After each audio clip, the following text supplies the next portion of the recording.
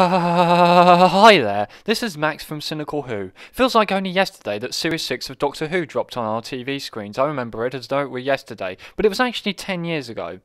So I thought I would do a video talking about it. For those of you wanting constructive analysis and good humoured jokes, please do not watch this video. Instead, go on Bandcamp and buy my album. Or go on eBay and buy my rotting collection of Doctor Who magazines. Thank you. Hello, I'm Stephen Moffat. Once upon a time, I had and ate some cake. It was precisely this experience I wished to convey while I was writing Series 6 of Doctor Who. 'Cause the white man's got a god complex. This story is certainly my most watched of Series 6, and I do still think it's a corker of an episode. I really like its surreal aesthetic. You know, there are some great imaginative visual moments from director Nick Curran, who went on to oversee the 50th anniversary special, and Toby Whithusay provides some great ideas. Is that how you pronounce his name? Yeah, probably. The writer provides some great ideas, such as how David Walliams' character initially seems like a really harmless two-dimensional comic character, but it's actually like darker and more scheming. And I've always loved how the Doctor is portrayed as a more fallible protagonist who gets it wrong when he tells the hotel's occupants to focus on the faiths that are actually making them susceptible to the Minotaur. I personally could have done without the final act of explanation. It would have worked as a ghost-like type of story, but overall pretty good. Nice low-key departure episode for Rory and Amy as well, in a sense, and the script actually said Amy and Rory. The Doctor's wife. To be honest, I think this episode is good, but overrated. I mean, I just find myself having little to say about it that hasn't been said already, so I won't. I mean, it's good, I guess. See, that is proper criticism. But in all seriousness, I always get this thing, whenever a story is really well praised, it kind of, and I find this with albums I listen to as well, and favourite songs and favourite albums, it just makes me, the more that they're praised, the more I kind of feel tempted to just overlook them and kind of praise the stuff that isn't really praised enough. But what I really want to talk about is, in this picture here, I've always wondered what Idris, played brilliantly by Surround Jones. I've always wondered what exactly she's looking at and what exactly she's trying to hold. You know, is there an invisible thing that she's holding, like a basketball? Maybe, there was a basketball match in the episode. And maybe that was how they originally defeated House, but it got cut out in order to put in an ending that was more emotionally exploitative on the audience, if more memorable. Or maybe maybe it's not a basketball, maybe it's a football, because football is obviously bigger and more British, less American. We don't want any of that American. Sorry, where was I? Just take that bit.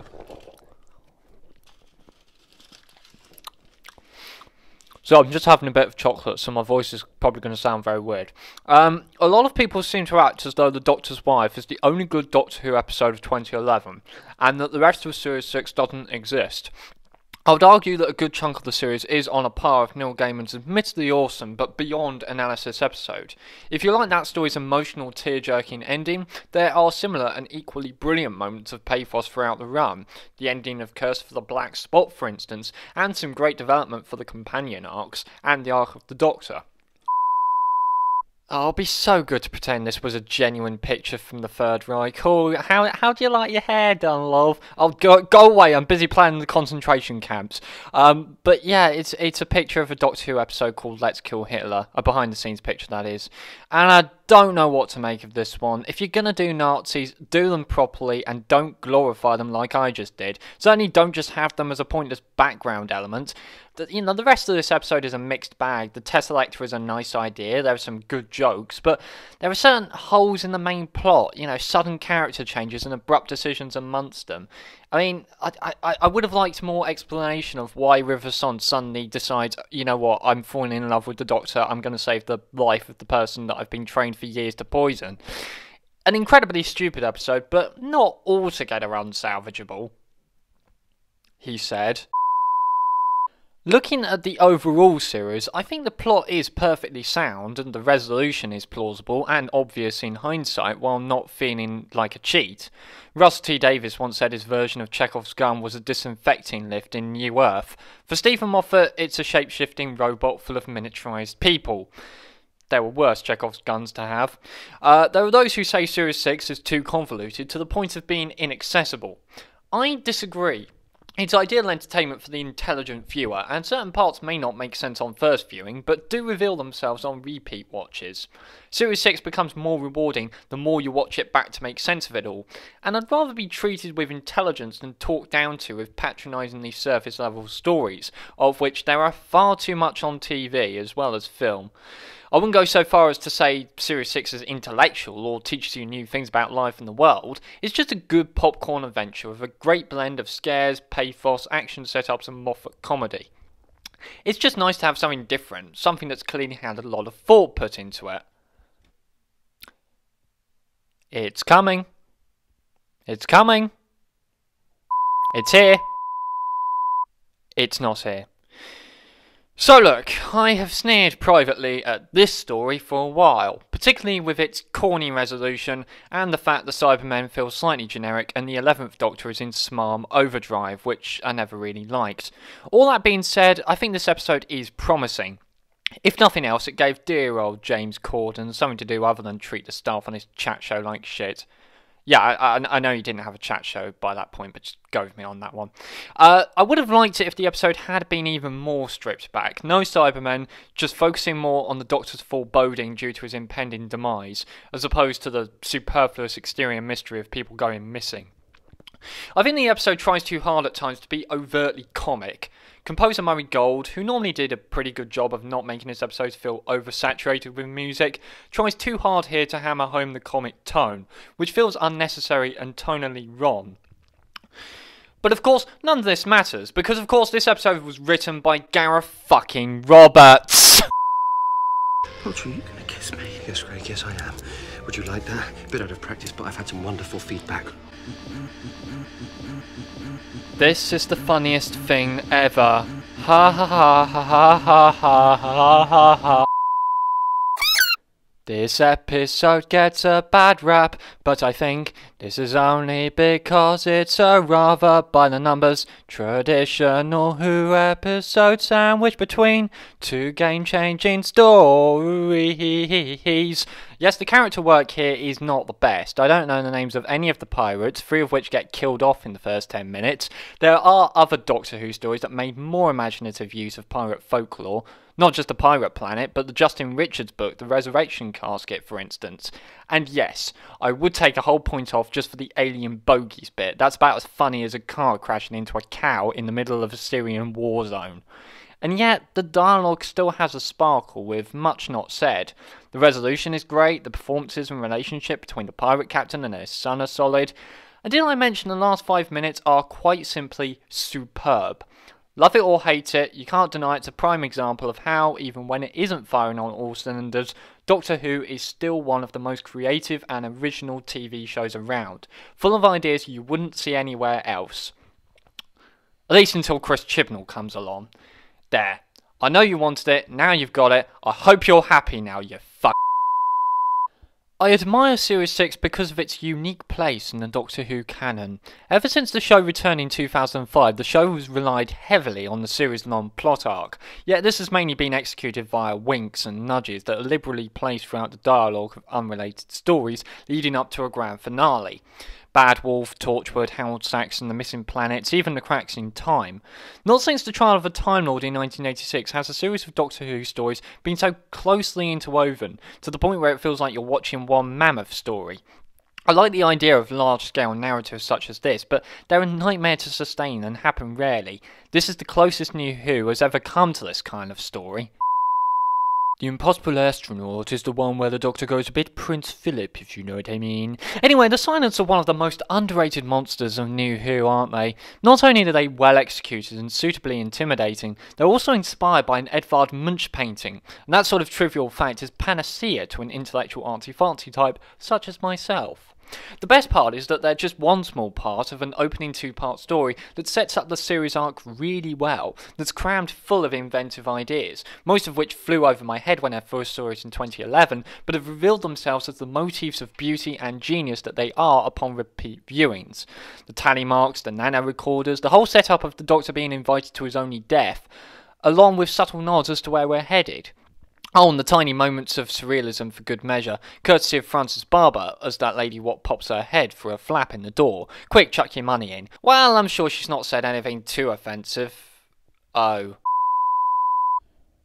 See, this episode is why we like Doctor Who. Engaging character drama that grows from sci-fi concepts that are partially stolen from other sources, but feel like the sort of stories you couldn't tell in any other sci-fi show. Brilliant performances all round, not just from Karen Gillan, who has to play two very different Amys, but also Arthur Darvill, who acting-wise is the unsung hero of Series 6. Having been sidelined in Series 5, Rory Williams comes into his own here, with one series subplot being his feeling upstaged in Amy's heart by the Doctor, and finding the confidence to prove himself and not just be the dorkish comic relief. He goes from saying very much in favour of not getting shot and breaking priceless NASA models in the opening two-parter, to single-handedly facing a league of Cybermen in episode 7. It's a subplot that gets lost behind all the highlights of the conspiracy against the Doctor and Riverson's true identity and so on, and thus I only just noticed it in research for this video. But it's there all the same, and it's a great character arc, very satisfying to see Rory grow in stature and experience, given all he was really doing in Series 5 was asking audience questions. Unusually, Series 6 was presented as two halves. The first 7 episodes were broadcast in the spring of 2011, while the remainder was held back until the autumn, which I think really worked quite well. It meant Doctor Who was more spread out throughout the year, making it feel more present, while at the same time allowing head writer Stephen Moffat to build to a mid-series cliffhanger, which works really quite well. I know I keep saying everything worked well, but it did, you know? Just about. Demons run, yeah, demons run when a good man goes to war. Ho ho ho. This is another one I've watched a fair few times, and I think it's a really good ride. Excellent direction by Peter Hall, who pulls a similar visual trick with a guillotine as he did in his most recent success with It's a Sing, which I highly recommend if you haven't already seen it. Anyway, good performances all around here. Matt Smith's Colonel Runaway speech might well be his Doctor's defining moment. He was a brilliant Doctor when the writing didn't force him to become a bumbling, overhyped child. Solid jokes mixed with some pretty hitting moments of drama and pathos, and a sound execution of the series arc's turning point. Well done contriving the Doctor's entrance and getting it to pay off well. As with any Who episode, you could look closely and find nits to pick, or you can sit back and enjoy the ride. And what a ride we have here. Somehow it always feels as if something is missing! If, like me, dear viewer, you have any experience living life, then you may have noticed that there are some things in this screwed up world that don't make any sense. There are no tidy beginnings and endings. Things don't always happen in the right order. Alcohol is sold with labels saying store in a dry place even though the alcohol itself is already wet. This voiceover is accompanied by footage of an Art of Noise concert from the year 2000 for absolutely no reason whatsoever, as though this whole video was made as a bloody excuse to shoehorn it in somewhere because it's so silly. Something is missing. Something is missing. Something is missing. Yes, but the accusation of lack of sense or cohesion can certainly not be levelled at Series 6. God no, makes perfect sense. What are you, thick or something? For this episode, brilliant cold open, perhaps one of the best of the Moffat era. Nice, albeit cliched use of non-linear storytelling. So much crammed into 45 minutes. Is that a good thing or a bad thing? I'm not sure anymore, I'm really not. The Brigadier scene is lovely, it's a neat resolution. Stupid mess, but more satisfying than it has any rights to be. The episode as a whole, that is, not the Brigadier scene, which, as I said, is lovely. The overall arc may end up being a lot simpler than it really makes out to be. Maybe too simple, but at least it has implications for the Doctor as a character going forward. I recommend the obscure short film The Infrarium, made for the Series 7 DVD, as a prime example of this. Pity this wasn't really explored any further because we were too busy saying goodbye to Amy and Rory and hello to Clara in Series 7. A lot of threads that actors leaving meant we couldn't really explore further than Time of the Doctor, which is it's understandable but a shame. I think I should move on now. Structurally, I wonder if maybe Series 6 might have worked better as two halves. Or two different halves. Like, you get a lot of episodes that are good, but separate from the overall arc. So, like, Let's Kill Hitler, with its monumental revelations, is followed by the inconsequential Night Terrors.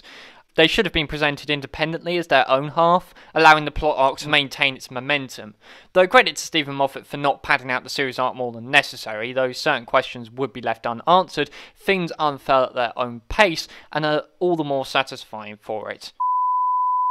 There's some great ideas here, there really are, from the tragedy of Jennifer Lucas to the conflict between wanting a quiet life and being forced to join a pointless revolution, to the bleaker, more muted colour palette of the cinematography. And there are also some great visual effects and prosthetics. Murray Gold's score never gets overbearing in this story, and the Doctor's line "we swapped shoes" cuts me deep every time. I do always like those stories where the Doctor turns up for a deliberate reason he doesn't reveal until the very end, but while not exactly predictable or stale, it just feels like a waste of potential. I watched it and I just sat there bored. It's more boring than Curse of the Black Spot. I was unable to sympathise with the characters who felt unexplored and badly executed. Their actions feel poorly justified. As much as I hate to say it, the acting isn't great, and I never want to sit through that bloody holo call with the kid again. It's irritating and time-consuming. Yes, yes, yes, Daddy, where's my daddy? What's that rumbly noise? What's going on, Daddy? Daddy, my fucking asshole! On the whole, I think that Series 6 of Doctor Who gets a bit of a bad rap, and rather unfairly. It's actually every bit as good as Series 1, or Series 2, or Series 3, or Series 4, or Series 5, or Series 7, maybe not Series 7, or Series 8, or Series 9, or Series 10, or Night Terrors. Credit to the sound design for this one. I think the pacing is a little out of order. Not sure if it was necessary for the TARDIS team to spend so much time near the start knocking around all the other flats, or building a mystery around the doll's house. Would have preferred more time to be spent exploring the characters, because that's the most interesting thing here. The groundwork that is already here is good, as the characters are interesting, but I feel more could have been done in that regard with the whole world building of the council flat.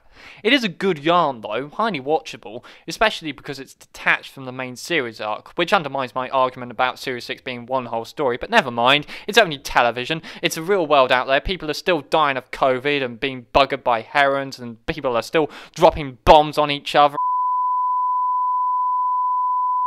And the question. Goodbye, Dorian. The first question. The question that must never be answered. Hidden in plain sight. Are lockdown restrictions getting out of hand? Phone the number on screen now to find out. In summary then, breezes. Thank you and goodbye. Praise him. But keep wearing a mask. Yes. Wash the hands and socially distance, which I'm not doing.